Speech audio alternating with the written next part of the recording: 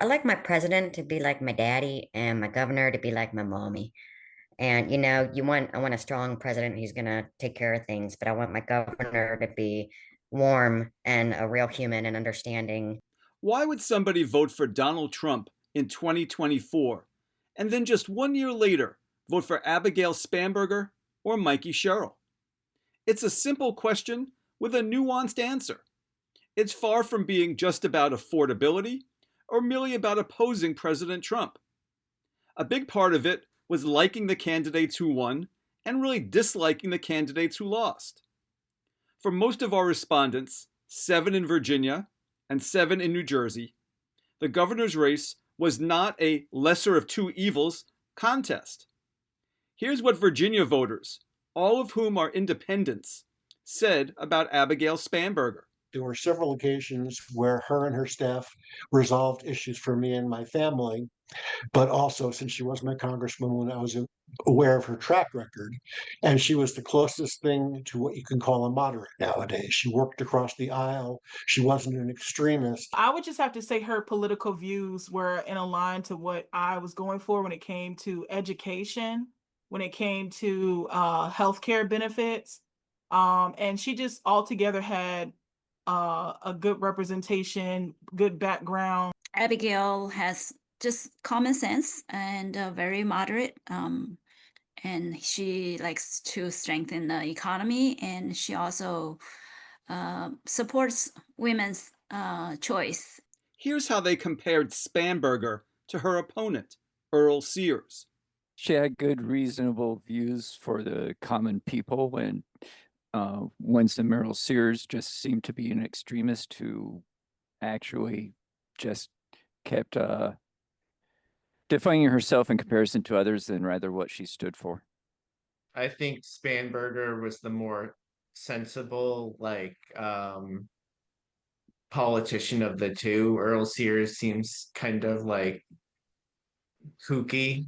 The situation was similar in New Jersey, where among 5 independents, 1 Republican, and 1 Democrat, we heard the following praise for Mikey Sherrill. I mean, look, I'm a Republican, but let me tell you, if somebody is checking all the boxes for me, if they're a Democrat, I'm going to go with my gut and what I feel. And Mikey is just proven to me, naval officer, former federal prosecutor, mother of 4.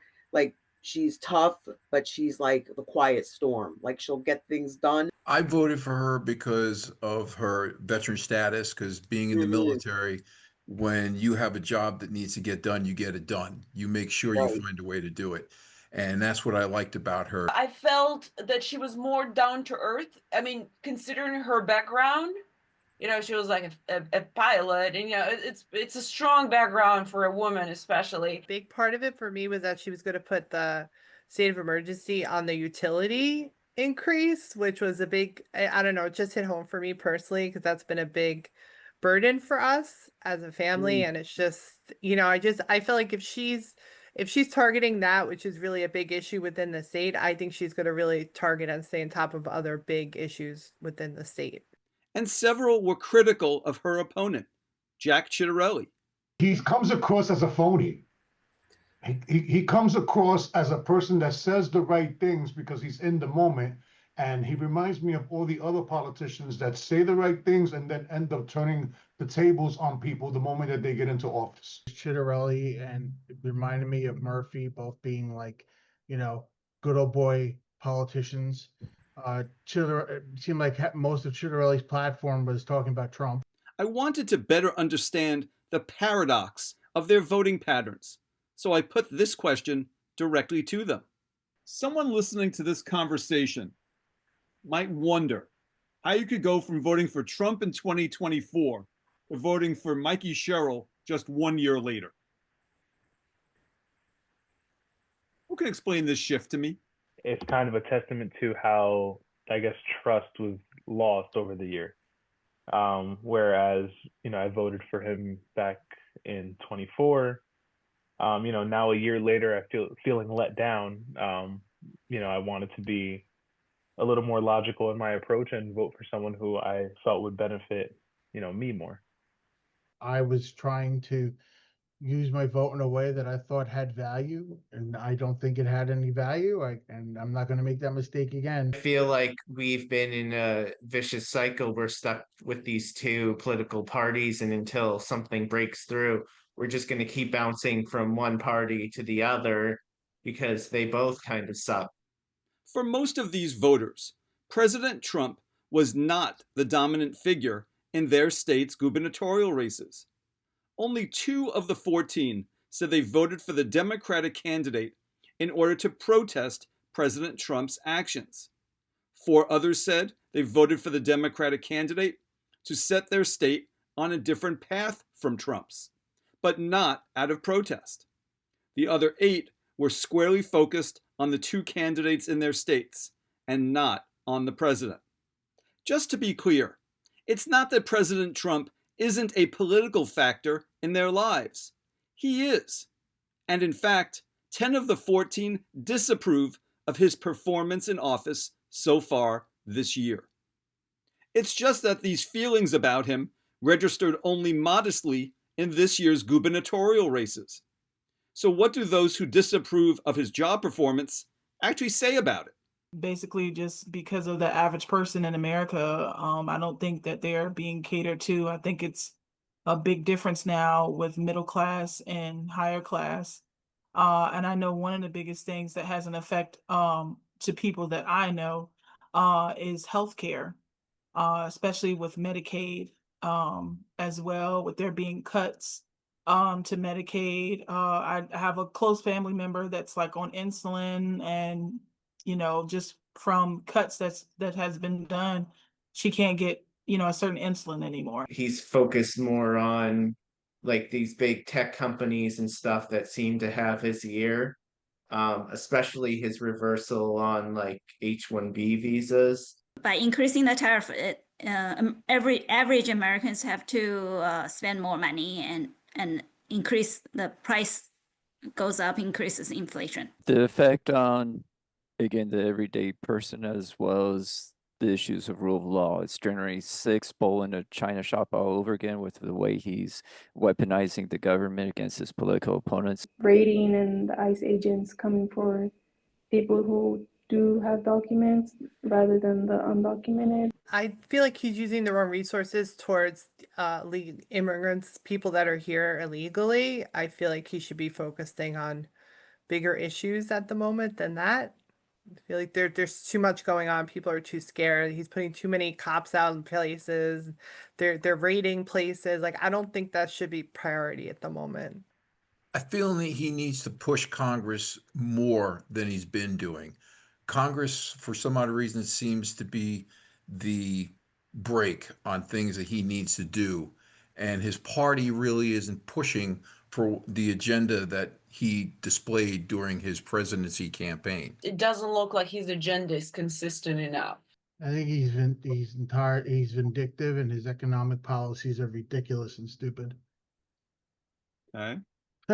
Particularly how tariffs are being applied with our international trade partners. I feel like I expected certain things to be improved or certain things to become more affordable, and it did the exact opposite. You just heard a bit about the economy. Let's put that in context as a factor in November's elections. Of 14 total respondents, 5 say they are less economically anxious now than in January, while 6 say they are more anxious. 3 feel no change, while 10 say they have seen significant increases in prices for things they buy regularly.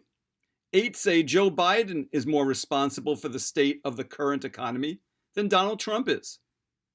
Only 1 respondent says President Trump has made fighting inflation a top priority.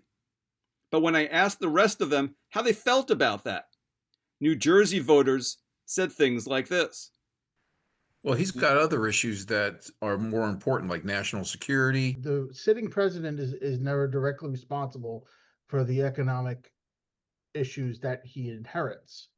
So he inherited inflationary pricing from Biden, who inherited it. This is the thing about it. It's like there's really nothing a president president-elect could say he's going to fix inflation. Anyone who believes that, I think they're believing in a pipe dream. It's not the only issue that we're dealing with right now. It's a very important issue, but it's not the only issue. So as long as he's tackling some of the issues that he says he's going to issue, I'm okay with that. But sooner or later, he has to start tackling this issue. It's going to get there. It's just there's bigger fish to fry right now, like making this country safer. Look at it's just crazy out there right now. And mental health. Let's pivot and talk a bit about international issues. Only half of our respondents had heard anything about President Trump and Venezuela. After showing this November 29th social media post, as well as a video clip of the president talking about Venezuela, only 5 respondents had either seen the post or heard these comments, and only 3 are concerned about a possible war with Venezuela. We then told respondents how the U.S. military, since September, has attacked more than 20 boats suspected of carrying illegal drugs, and how it's killed at least 82 suspected drug traffickers. Only 1 respondent supports using our military to take out suspected traffickers this way. The rest said things like this. There's something called due process. We just can't take your word for it. There's no safeguards in place. Also, the fact that Venezuela is linked to drug trafficking is laughable when you compare where the drugs are actually coming from. The fentanyl's coming from China. There's cocaine coming from Colombia, Ecuador, maybe a little bit from Venezuela, but this is all bullshit. It's the same people who brought you the Iraq war, neoconservatives, all the people. It's deep people who he called deep state. This is not what America does and what America stands for. If the boats were not in international waters and not in Venezuelan waters, but in American waters, then I would absolutely support going after them first the legal way, which is stop and seizure. And if they either try to fight back or run, that would be the last option, would then to be blow them out of the water. But when they're not even in American waters, we have no right to be doing that. See, the only problem is that once you start using the military, we're already spread thin. We're all over the world to begin with. Now you're going to have these terrorist organizations that might pop up that are drug cartel funded, that are going to stop operating and exposing sleeper cells within the United States, that are going to start to attack us from within. There's more pressing issues within the country than worry about the drug cartels right now. We also discussed the controversy over illegal orders. We played the full video clip of 6 members of Congress reminding those serving in military and intelligence capacities that they can and must refuse illegal orders. Only 4 respondents had known about the controversy prior to our sessions, and only 3 said it was not appropriate for elected officials to make these statements. Here's what they said. Everybody knows if you're given a direct order that's illegal, you don't have to follow it, as long as you can back that up. So why are you going ahead now and publicizing that, what everybody already knows? It's going to make people start to question everything that's going on. It was a great political stunt, but our people in the military know the difference between following legal and illegal orders. It did nothing to change anything. It didn't state what illegal orders it is that they're not supposed to be following. And all it did was basically give comfort to the enemy for sedition and for encouraging people to not follow orders. And then we showed the president's reply in these social media posts. 13 of 14 said it's not appropriate for the president to make statements like these. Promising death to people is not professional. Basically saying that, what they're saying is punishable by death when we have a constitution that gives us a right to free speech. The last comment, punishable by death, I don't think you should even go there. Calling them traitors and everything like that, it's kind of like a very fine line. I don't know. He just has to word things a little bit better. I know he's brash. He's out there. He just puts it all out there. He doesn't care. But I don't know. The second tweet, I don't think was necessary. Thank you for joining us again. Please forward this link to a friend, and we'll see you in the new year.